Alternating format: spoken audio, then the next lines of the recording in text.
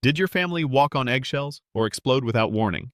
The first thing you should know is that the laugh was not loud, not the belly kind you hear at barbecues when the grill flares and the neighbor drops his burger. It was that careful dining room laugh people save for family occasions where the good plates come out and everyone tries to act like a magazine ad for happiness. And as my mother lifted her glass and said, in a voice sweet as frosting that always stuck to my teeth, that only my brother had ever made her truly proud, the sound rolled around the table like an inside joke I never got to hear, a tidy little wave of approval that stopped right at my place setting and curled back on itself like it had found a wall. I kept my smile in place because I have learned that in families like ours silence can be as loud as a plate thrown against a wall, and I watched my mother's earrings catch the chandelier. And I watched my brother pretend to be humble while soaking in every stare like a dog under a heat lamp, and I could almost taste the syrupy speeches that were about to follow, the ones about grit and talent, and how he was the one who made the sacrifices that counted, as if the rest of us had been lying on the couch holding a remote like it was a calling card. And the thing is, I could have let it slide like I always did, could have nodded and found something interesting in the centerpiece roses, could have swallowed the bitterness with the sparkling water the server kept topping off even though I never asked him to, but there are days when the old script feels like sandpaper on your tongue, and this was one of them. I want to tell you I handled it with grace because that is the version of me my boss would put in a performance review and the version my friends prefer when they think of me as the reasonable one. But the truth is I was calm for a reason that was not kindness.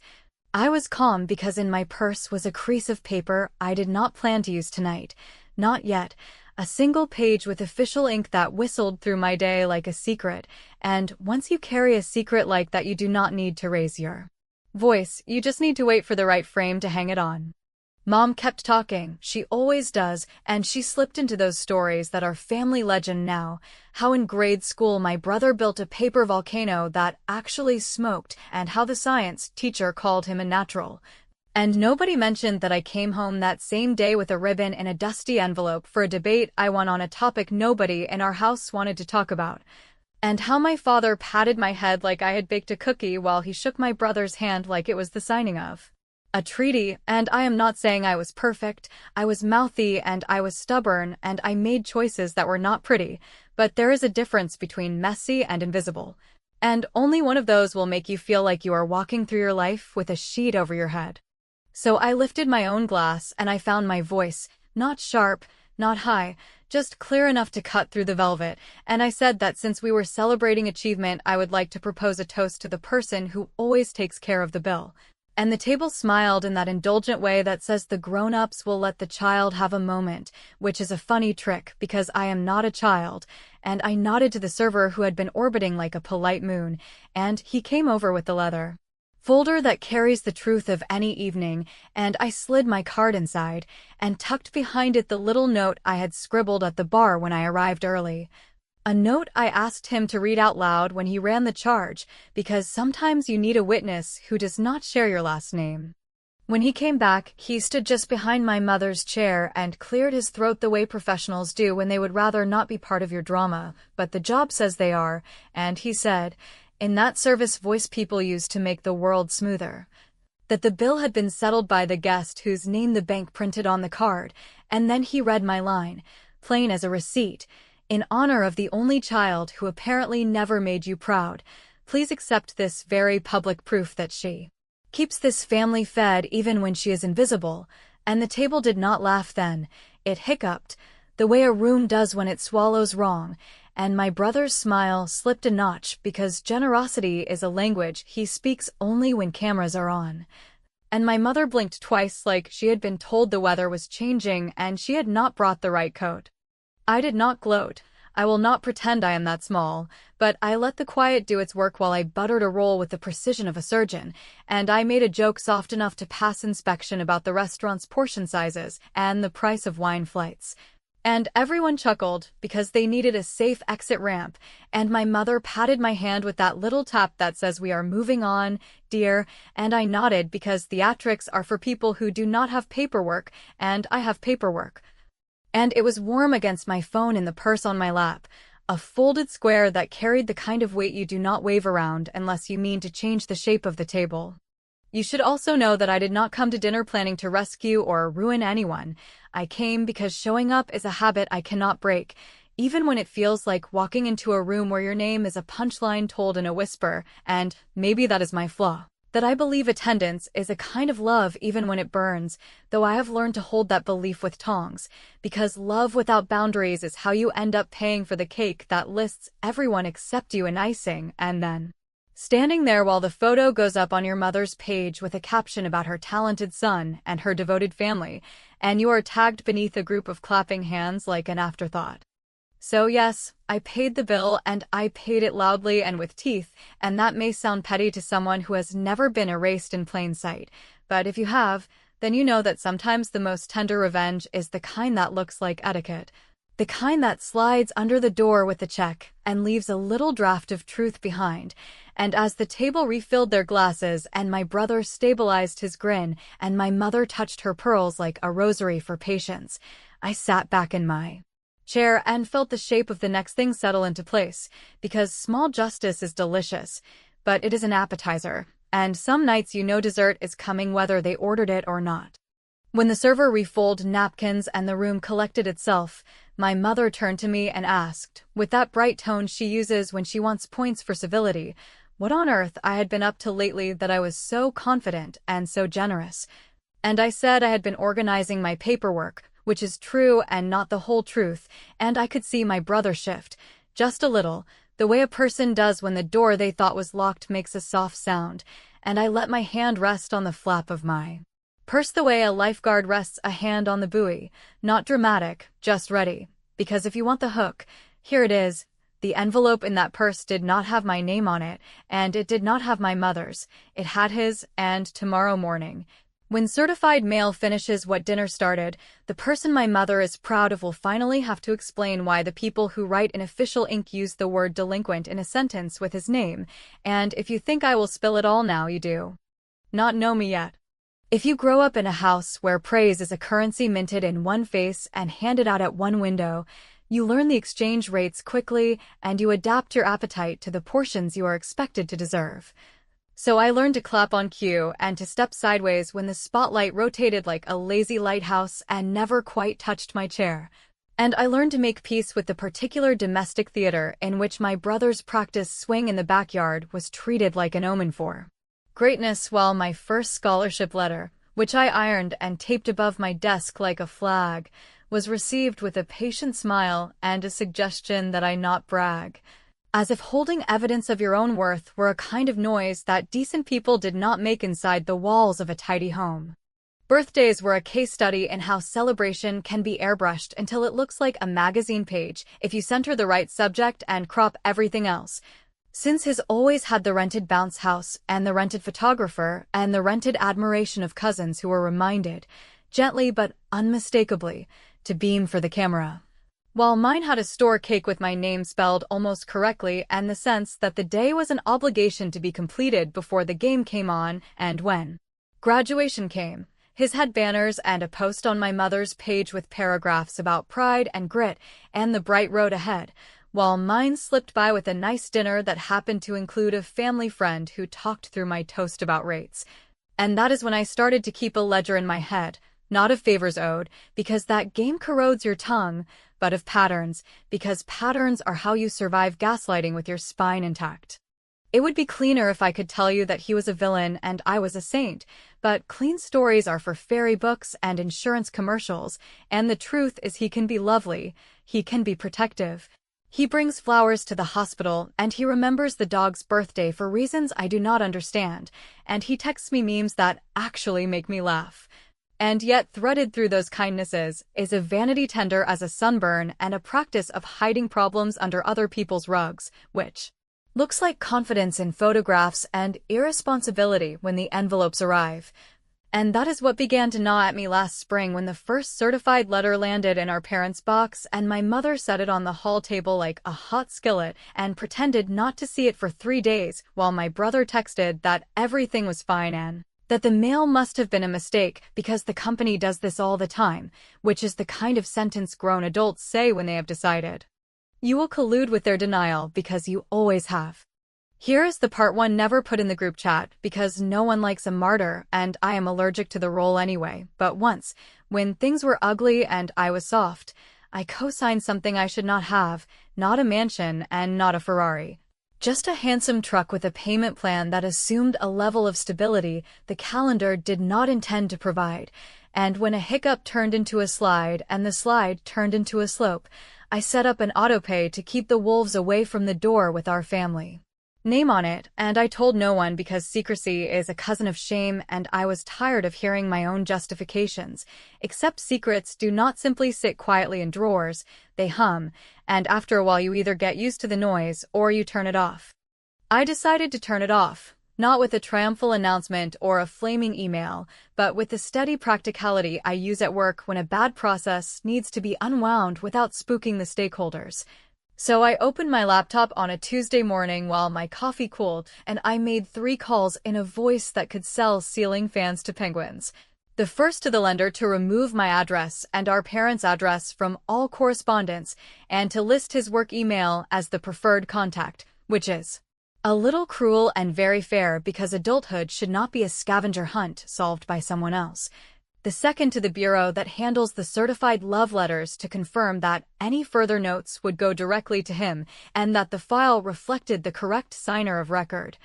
And the third to my bank to end the autopay that had been tiptoeing out of my account each month like a guilty teenager sneaking home after curfew, and when the rep asked for a reason I said, as neutrally as a stone, that the arrangement had outlived its usefulness, which is both corporate and accurate. The moment I hung up, I felt the odd hollow that follows good decisions, the one that makes you wonder if you have been cruel simply because you finally declined to be a doormat, and I walked around my place touching objects like a pilot on a pre-flight checklist. Stove off, windows latched, purse zipped, as if a small earthquake might unmake my resolve, and then I laughed, not pretty and not polite, because a person who pays for their own boundaries does not owe anyone a performance about it. And I put on lipstick and went to work where, by noon, I wrote a gentle message in the family thread about how wonderful it would be, purely for record-keeping and future celebrations, if everyone could add their own current employment information to our shared folder so I would not have to guess when making reservation deposits, which is bureaucratic nonsense with a little scorpion tail tucked inside.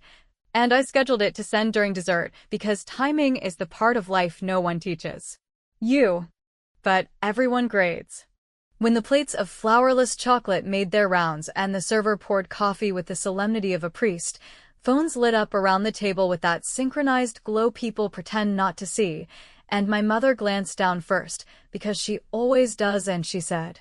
with the cheer of someone trying very hard to pretend they approve of spreadsheets, that this was a fabulous idea, organization is love, and my brother's laugh hung in the air a second too long before he looked at his screen. And then at his water, and then at his screen again, and I watched the moment the work email notification caught up with him, the way a wave catches up with a child who has stepped a little too far, and he reached for a joke and found nothing within arm's length. And I did not twist the knife, I simply asked whether he wanted me to upload the verification letter for him since I was being the family's secretary tonight, which earned me a chuckle from our uncle and a narrow look from my mother. And if you are wondering whether that was revenge, understand this was not a fire, it was a thermostat adjustment, a degree here, a degree there, enough that someone who never broke a sweat might suddenly notice they were warm, and enough that when the certified envelope I knew was en route arrived tomorrow, there would be no more pretending it had been sent to the wrong house by mistake. There is a point in every family's mythology where the polished stories begin to sound like they have been rehearsed more than they have been lived, and in our house those stories always circled back to my brother. As though the entire arc of our family history could be told through his test scores, his internships, his promotions, and his carefully staged victories. But what most people did not see, and what I had begun to notice with sharper eyes as I got older, was that behind the clean surface of these stories were gaps that did not close neatly, gaps that looked like unanswered calls from creditors, gaps that sounded like hollow reassurances made in the wrong tone, gaps that felt like a person working overtime to keep a fragile construction from caving in. I began to observe him in the same way I observe colleagues when a project is sliding off the rails, but nobody wants to admit it, quietly taking note of the signs. Of the way he became strangely evasive whenever conversations turned to his work responsibilities, of the way he slipped out of rooms to answer calls with his voice low and rushed, of the way his eyes lingered a second too long on unopened envelopes on the kitchen counter when he stopped by our parents' house for dinner, as if daring someone else to pick them up first, and though he laughed and kept the stories rolling, I started to sense that the perfect son image was propped up on scaffolding that would not hold much longer. It was not just my instincts, either, because facts began to leak through the cracks no matter how he tried to plaster them over. One evening, while he was busy bragging about a supposed bonus he had received for hitting some undefined quarterly target, his phone lit up on the table with a bank notification that did not sound like triumph, but like an overdraft alert. The kind that buzzes with urgency and does not care whether you are in the middle of telling a story about your professional greatness. He fumbled with the phone, laughed too loudly, and claimed it was just a miscalculation, that automatic transfers sometimes looked strange before clearing, but in the silence that followed his explanation I felt something tighten in the air. A little shift in my mother's posture, a little doubt in my father's eyes, and I filed it away because I knew enough not to show my hand too early.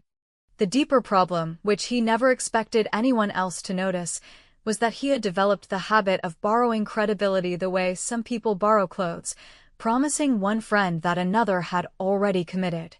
telling one employer that another had offered more, spinning plates so carefully that nobody realized how many of them were borrowed until they began to wobble in unison, and once you start seeing this pattern, you cannot unsee it. It becomes a rhythm you recognize in every conversation, in every excuse, in every uncomfortable pause. What unsettled me most was not that he lied, because I had long since accepted that he had a gift for bending truth until it snapped into a flattering angle, but that my mother, in her desperate need to keep him on his pedestal, nodded along to these half-truths, reinforcing his illusions rather than challenging him, as if preserving the myth was more important than protecting him from the fall that was surely coming.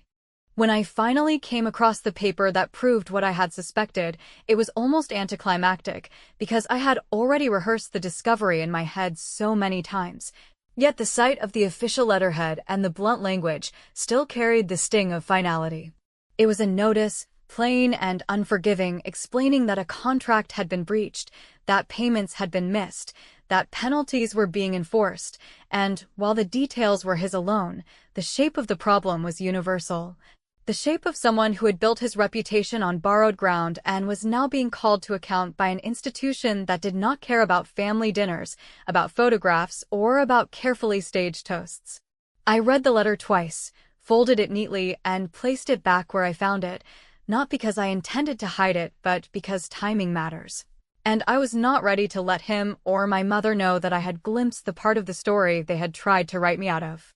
For days afterward, I carried the knowledge like a live wire in my pocket, not speaking of it, but not forgetting it either, and every time my mother posted another sentimental message about how proud she was of her son,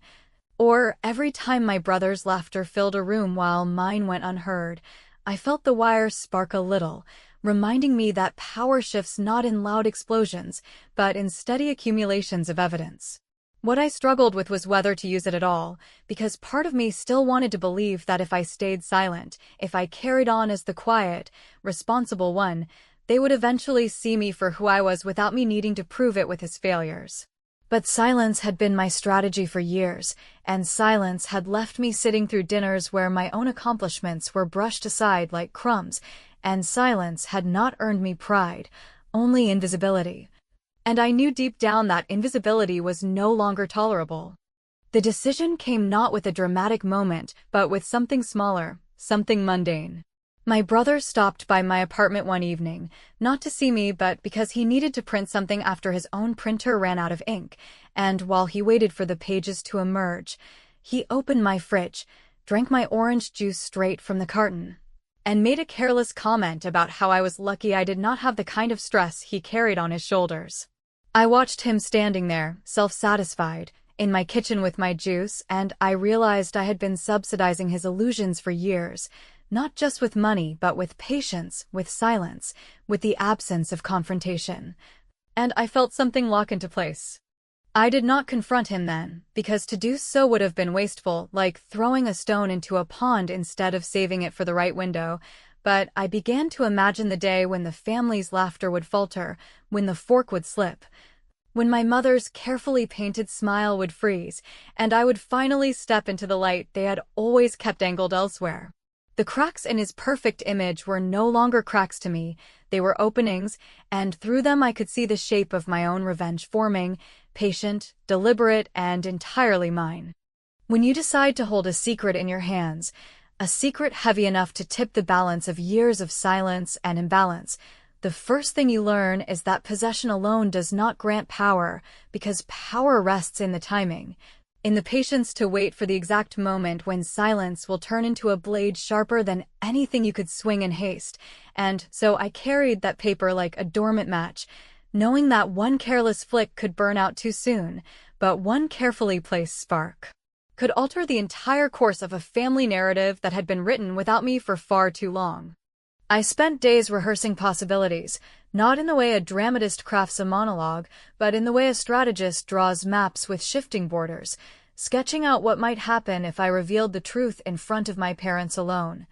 If I chose a quieter moment in the kitchen or a phone call late at night, and every version ended with my mother smoothing over the disaster as she always had, brushing my words aside with that same dismissive touch she used when I was a child, pointing out unfairness, insisting that this was family business that ought not to be aired in public, and it struck me that if I played the old game on their terms, the outcome would be no different than it had ever been. So I adjusted my perspective, realizing that justice in this family would never be won in whispers or behind closed doors, because whispers only fed the myth that he was flawless and I was bitter. And instead I began to see that the truth would have to step into the light of a room full of eyes, a room where the laughter that had so often drowned out my words would suddenly choke itself into silence, because only there would the revelation strike with the force of undeniable reality. The more I thought about it, the more obvious it became that the next family gathering, with its polished cutlery, raised glasses, and scripted speeches, was not just a dinner but a stage. And I had been invited not as a spectator this time, but as the only person holding the line that could change the story. In preparation, I became deliberate in my behavior, not distant but attentive, leaning into family conversations with just enough warmth to seem unthreatening, dropping light-hearted comments that made me appear less like a rival and more like a supportive sibling, because camouflage is often the difference between a strike that lands and one that fizzles. And I wanted no suspicion to color their expectations when the moment finally arrived. I spent those weeks filing away the small slights that still trickled out, my mother's offhand remark that I should take notes from my brother's resilience, my father's absent-minded habit of turning to him for every opinion as though mine were merely echoes. And each one hardened my resolve rather than weakening it, layering my patience with steel. I also began to collect context around the document I carried, not because I needed it for myself, but because I wanted to ensure that when the truth landed it did not wobble under questions or cave under denials. I confirmed through quiet searches what the letter had outlined, double-checking that the account in question was indeed his, that the breach was real, that the penalties were unavoidable. And I even spoke in vague terms to a colleague about how institutions handle such situations, learning the precise language of consequence so that I could lace my words, when the time came, with the authority of fact rather than the tremor of accusation. Each step steadied me further, each confirmation turning my imagined moment into an inevitability that could not be undone. Meanwhile, I watched my brother double down on his image, posting pictures of celebrations I knew he could not afford, telling relative stories of promotions that grew more elaborate each time, and my mother amplifying each tale with her predictable glow of pride, and instead of anger I felt a strange calm, the kind that settles when you know the tide is about to change no matter how stubbornly someone builds castles in the sand. It was not satisfaction, not yet, because I understood that revenge is not sweet in its anticipation but in its execution, and until the fork actually slipped from her hand, I would not let myself exhale. On the night before the gathering, I laid the paper flat on my desk and stared at it under the lamp, the ink stark and final, and I imagined the scene again in my head, hearing the toast, seeing the glasses raised, feeling once more the familiar dismissal of her words, and then watching the silence fall when mine cut through. I tucked the paper into a plain envelope, not marked, not highlighted, because the more ordinary the vessel, the more devastating the contents become when revealed, and I placed it in my purse, zipping it closed with the quiet satisfaction of someone who has finished rehearsing and is finally ready to walk onto the stage.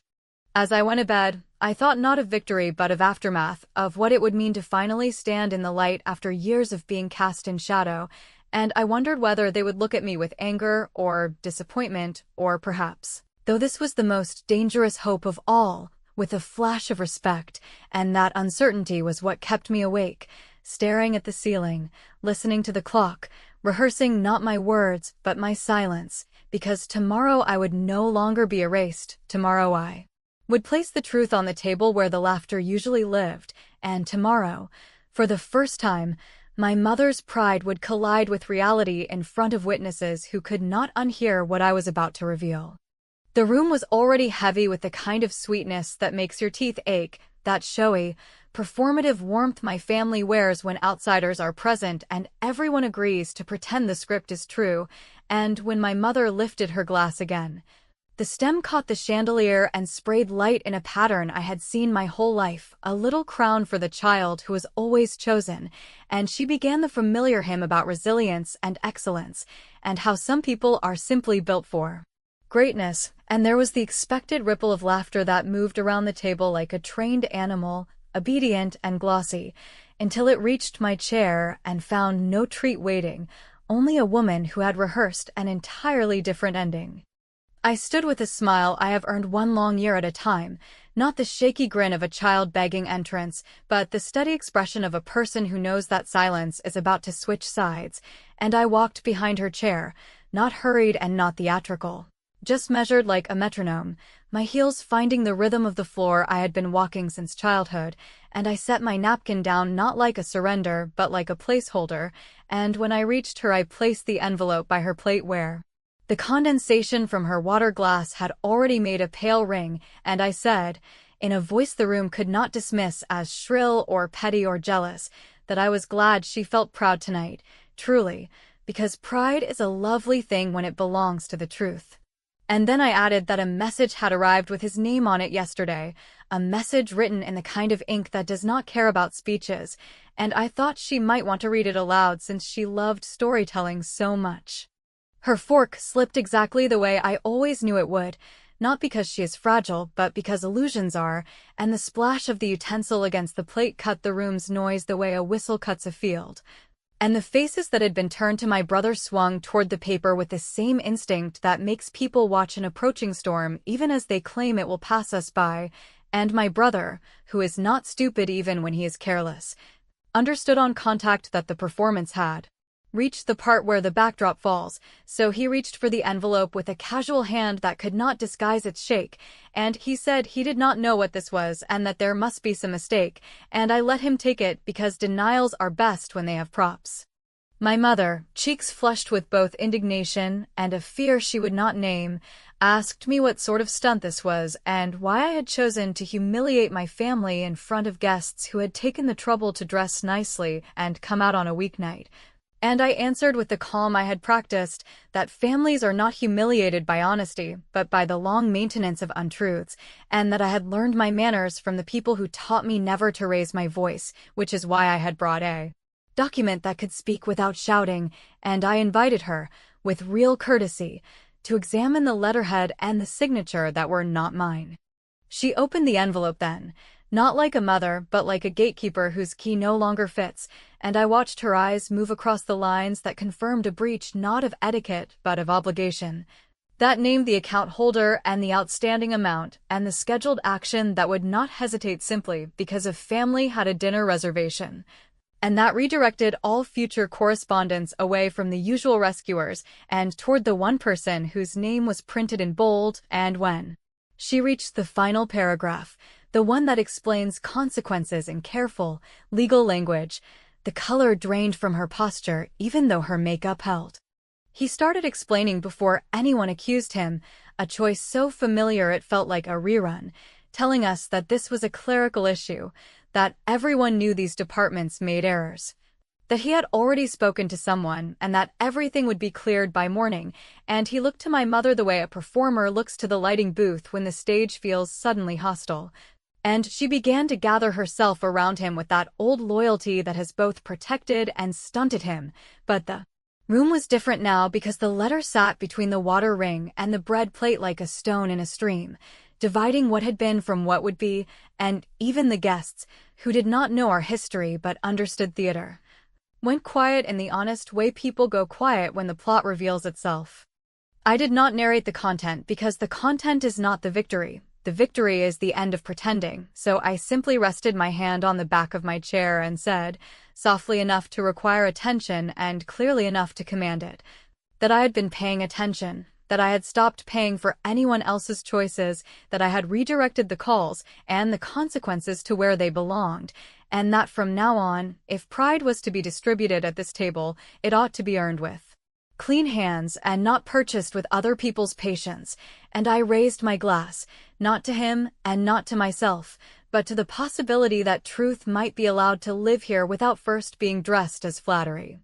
We did not finish dessert, because some endings do not need sweetness to be complete, and when I sat down I felt the tremor pass through the wood of the table into my bones, not fear and not triumph exactly. Something closer to relief complicated by grief for the years I had spent bent into shapes that fit their picture, and I could feel their eyes on me, measuring the new borders of what I would and would not carry. And I let them measure because I was done offering explanations that ask permission to exist. Later, on the curb under a street lamp that hummed like a tired violin, my mother reached for me with the hand that had dropped the fork and asked whether I understood what I had done, and I told her that I had returned a weight to its rightful owner and that I hoped, sincerely, she might one day be proud of that, and she looked at me with a gaze I had chased since childhood and could not read now that it was finally focused, and she said that families survive storms by closing ranks, and I answered that sometimes the rank that needs closing is the gap between truth and habit, and we stood there a breath longer than comfort allows before I stepped into the rideshare whose driver, mercifully, did not ask about my night. By morning, the notification I had been expecting lit our group thread with the neutral voice of a courier announcing delivery of certified documents to a signature that was not mine, and no one replied because, for once, silence belonged to them. And as I made coffee strong enough to steady the hand that had held the envelope, I looked at the framed ribbon from a younger version of me who had once begged to be seen, and I thought, not with cruelty, but with clarity, that recognition earned at the price of deception is not worth the frame, and that the only ending I would accept now was one that left the truth standing, even if the photo on my mother's mantle never included my name in the caption. Because sometimes the most satisfying revenge is not the applause, it is the decision to leave the theater before the curtain call and let the people who love the spotlight explain to each other, in the quiet that follows, where the light went.